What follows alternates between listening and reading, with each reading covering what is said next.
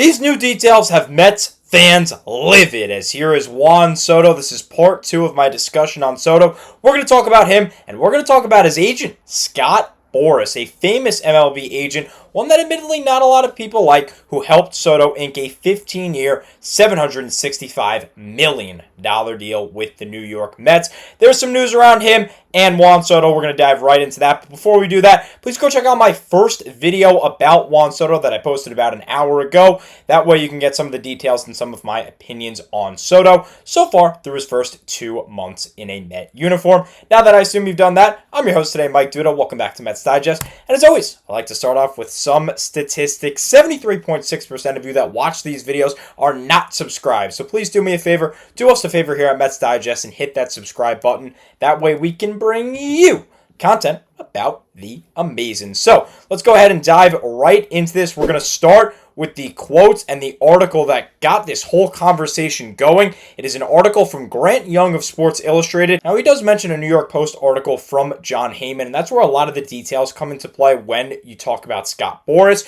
But unfortunately, I didn't have access to that article, so we're going to be talking about Boras and Soto through the eyes of Grant Young of Sports Illustrated. He said, quote, "All indications are that Juan Soto's decision to sign with the New York Mets was not an easy one. On the actual day that he made the choice to come to Queens, reports were that he was thinking he'd re-sign with the Yankees just a few hours prior." So obviously this ultimately became a 2-team race for Soto. The Mets and the Yankees, both New York squads, but the Red Sox, Los Angeles Dodgers, and Toronto Blue Jays were also in the mix for various reasons. Soto really liked Boston and the Red Sox. The Dodgers are obviously the defending World Series champions. The Blue Jays offered him the most money. So there were plenty of teams in the mix, but it ended up becoming Yankees and Mets, and it was really almost a coin flip, it seems like, for Soto, and he decided to go to Flushing. Now we'll get into the news about Scott Boras. Again, according to Young, he says, quote, "Boras essentially said that there's always going to be a degree of regret when Soto's options were all so great. He also noted that Soto wants to begin feeling like people treat him the same as every other player again. Although Heyman asserts that might be difficult to do because of how extraordinary his contract is." Now, I know that this is Boras trying to defend his client, and I get that, and I know Heyman's making his claims, but look, I don't think you're ever going to get past that. He has the largest contract in sports history. Obviously, his expectations and the way he's going to be treated is like one of, if not the best players in the sport, because he has the largest contract in the sport. That goes hand in hand. I don't really think that there's a way that you can get around that. And I'll also defend the point against Heyman here by saying the 3 things that I mentioned in my first video when it comes to Soto are also in play, and that's why I think people are not treating him like the average player. I mean, me personally, when someone is not hustling and then goes out there and lies about it and says, "Oh, no, I am hustling, you're just not seeing it correctly." Yeah, obviously there's going to be a case against you. I'm not going to be happy with you. Yeah, obviously I'm going to treat you differently because I'm not going to be happy with you because you're not doing the fundamental things. You're not treating the sport correctly. And then on top of that, you have Juan Soto, who is this phenomenal baseball player, one of the best hitters of all time, and he's just not producing after signing that massive contract. So I think everything comes up, everything boils together, and that's why I think you're not going to get what Boras wants and what Soto wants in the fact that he's treated equally. I don't think he should be, because if you want to be treated equally, I think you should be paid equally. I think that if you're going to try and complain and say, "Oh, there's just abnormally high expectations for me, and this is ridiculous,"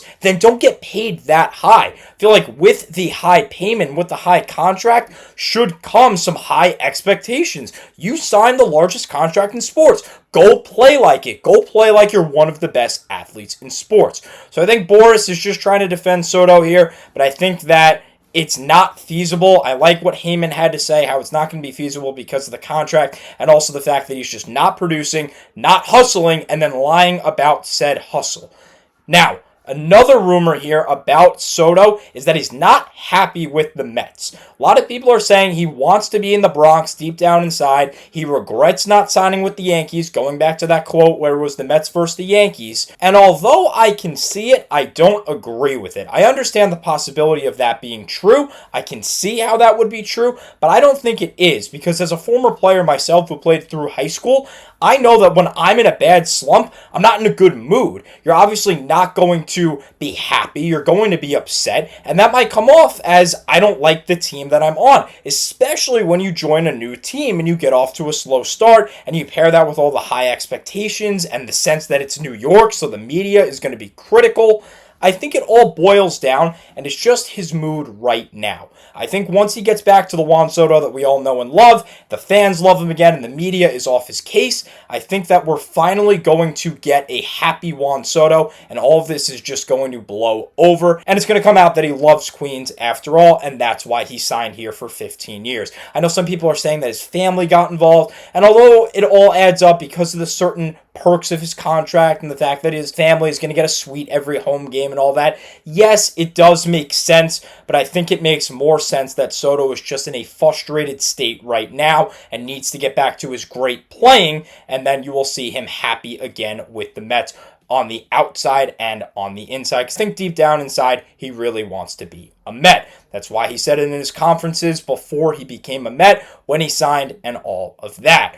Now, I've been pretty critical of Soto through the first video and a half here on my Soto discussion. Let's do some positive things and say, despite the statistics that you saw in the first video, he is still really good. He's still Juan Soto after all. His batting run value is in the 87th percentile, meaning he's better than 87% of MLB players in batting run value. We know that here, when you look at the statistics, the base running and the fielding are not going to be great. You expect that with Soto because he is just a pretty one-dimensional player in the fact that he hits. He hits, but man, does he hit well. And you can see it from the advanced statistics here with Baseball 7. Look at all the red. All the red means he is above average, and in this case, in the great category in the percentiles of almost every offensive category when compared to the rest of the league. His chase percentage is at 100. That means 0% of MLB players are better at not chasing than Juan Soto is. His whiff percentage is the 76th. That means only 24% of big leaguers whiff at less pitches than he does. 78th in the strikeout. You think that, oh, Juan Soto is striking out so much. He's really not. He's striking out 78% less of the time than an average MLB player. His expected batting average is in the 92nd. Expected slugging in the 97th. His average exit velocity is in the 96th percentile. Only 4% of the league hits harder than he does off the bat. His barrel percentage is 86th. Hard hit percentage, also 96th, meaning only 4% of the league hits the ball harder than he does. His bat speed is in the 73rd percentile. It means he swings a quick bat. That's good. That means he's a generally good offensive player. His squared up percentage is 93rd. He's better than 93% of the league when it comes to squaring up the baseball. All this goes to show that he's good. The advanced statistics prove it. He's just off to a slow start and a bit of an unlucky start. So the last thing we need to go over today is what Carlos Mendoza has done with the lineup. He put Juan Soto down at the 3, Pete Alonso down at the 4, and the rest of the lineup kind of worked its way around that. And the number 2 hitter is a little bit up in the air, but I think Mendy will figure it out. He's a really good manager, as I said in my first video today about Soto. So, the Mets are 2-1 ever since this move was made, and you go back to 2024 when Francisco Lindor was bumped up from the 3 to the 1. He had an astronomically different season when he was bumped up to the leadoff spot. The Mets were a lot better, and so far, the record is showing that the Mets are better right now with Soto in the 3, given that they are 2-1. Very small sample size, I get it, but they are still 2-1 with Soto in the 3 hole, and they are currently leading the Los Angeles Dodgers. Also, that one loss was a brutal one in extra innings against the Dodgers, 7-5 in the first game of that series. Now, I know Soto hasn't been good the first 2 games, where he was 0 for 8 with an RBI and 4 strikeouts in the first 2 games that he was hitting in the 3, but you look at the last game that the Mets played against the Dodgers, the middle game of that series, Juan went 2 for 5 with a double, and he missed a grand slam by this much. Missed it by a hair. Had 2 RBIs as well. He had himself a really, really good night. And also in tonight's game against the Dodgers, he just beat out a ground ball, and he was actually running out of the box. So I think Mendy made a really good move here, bringing him down to the 3. I think that'll get his attitude in shape. I really do think Mendoza and Soto had a talk. I think his statistical production, as you see with the advanced metrics, is going to be perfectly fine. fine. I think it's just a matter of when will he turn it around, and I really do think Juan Soto is going to turn it around soon, especially because in recent games, you see the Soto shuffles back. As I said, he just hustled out an infield hit, and that led to a Pete Alonso bomb. They're currently leading 2-1. I think everything is going to work out with Juan Soto, despite how angry Met fans, including myself, got at everything that happened around Soto. Moral of the story here, Juan Soto is going to be fine. He is going to come back to his normal statistical, incredible Hall of Fame self. The Mets are going to rebound just fine. Hey, they might go take 2 out of 3 from the Los Angeles Dodgers, the defending World Series champions, right here, right now. Everything, as always, is fine in Flushing. Mets land is great, and I think Soto really will get over his attitude, and I think he really likes it here in Flushing. But that's unfortunately all the time I have for you today. Thank you so much, as always, for taking the time out of your day to watch these videos, and as always, let's go Mets!